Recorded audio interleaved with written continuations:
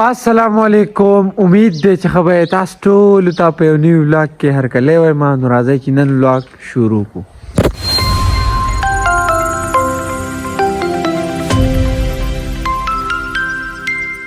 نن مې आवाज لګ مدم په دې باندې کنه چې تاسو ته پته راځي نن لومبنه روزه ده او لومبنه روزه چې کنه ډیر زیات اسانه و تر اوسه پورې ډیر زیات اسانه تیر شو او اسانه په دې کنه چې بیګا تقریبا په 1 بجې باران راګی شو ساره پورې بارانو موسم ډیر زیات یخ کړی دی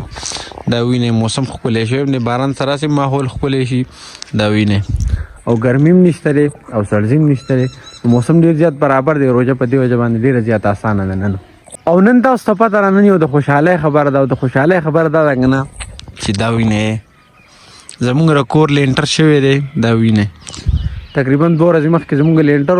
خو ولاګ مې نو کړی پای وجه باندې مې ولاګ کې نه دی راوسته نو ماجنن په ولاګ کې راولم کارمار ختم شوی دی له خیره سره اوس چې بدی کم نور کار دی کنه نو هغه به ترته 15 شپږ ورځې بعد بر دین لړګي لګ په کلار لرکو او نور کارونه چې دیګ نه بیا اختر نو ورستو کو نو کارمار نن سبا بالکل زوزګار شوی مله خیره سره. بسم الله الرحمن الرحيم قل هو الله احد الله الصمد. او څنګه چې تاسو ته پته راکنه چې د روزي میاشت چې دا کنه هغه د عبادتونو میاشت د صدقو میاشت ټول ورځ چې مطلب چې به حیثیت یو مسلمانې کنه هغه به ټول عمر مطلب عبادت کوي او دا ارڅ به کوي کنه خو په روزه کې چې کنه په روزه کې ردي ثواب او ارڅ جایو په دوی نو د ټول نور خدا څخه دی کنه چې خپل غیر چا پیر چم گاون کې د غریبانو ډیر زیات خیال وساتای مطلب چې کوم غریبانو خلک ته مسکینان خلک ته راغو خیال وساتای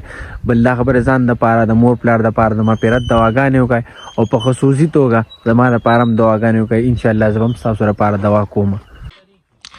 او اوس کی صدا سره کنه چې خارج خان وروته وراده چرته بازار ته نن د روزونو باندې ورځ د بازار کې دومره زیاته غنه ایستاو بازار کې څه کار دی کارونه ډیر زیات دي سودا د پرون خو پاتې شو پروګرام دا وایي لکه ته دې خبرې کوي لکه ته وځي واځه روزه ستاره مې خوګ د پرون سامان خو خړل کنه نه زو بازار ته تاسو بوزو راځي. لم يلد ولم يولد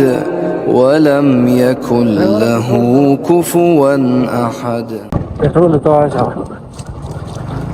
نو څنګه چې تاسو ته مو وی کنه چې ماسپهین ټیم کې بازار کې ډیر زیات رشي ټول خلک سودا لراوته مطلب روزمات یوړي کنه نو په دی وجه باندې بازار کې نن ډیر زیات رشو نو بس مونږه بازار کې ډیر زیات ایثار نشو خپل سودا مو زر وکړه او خپل کور طرف ته واپس روان شو او بس د مازیګر د مانځه ټیم لا کور ته ورسېدو اوس د مازیګر مونږ کو بیا خبرې طریقو تاسو ته مو وخت وی کنه نن روزه اسانه ده خو به کله چې مازیګر شي کنه سړی ته پته ولګي روزه څومره ګرانه ده ما ته اوس احساس وشو چې روزه ډیره زیاته ګرانه وننو خو د اوړي د روزو په نسبت سره دې کال د روزه چې کنه زیاته اسانه ده په اوړي کې روزه ډیره زیاته ګرانه وي کنه ورځ وګدای او نن سبا چې کنه مطلب دې کال چې کوم روزه نه بدی کې ورځ ډیره زیاته لنډه ده. والسماء رفعها ووضع الميزان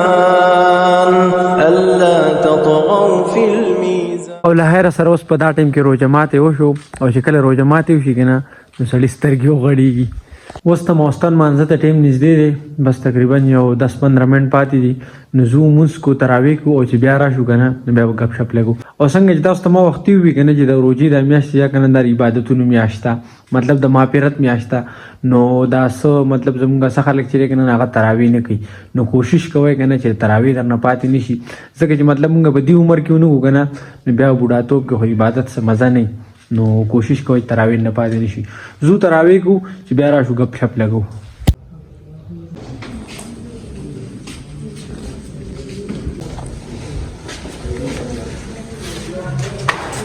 او په دې ټیم کې تراوی وشوي واپس راورسېدم کور ته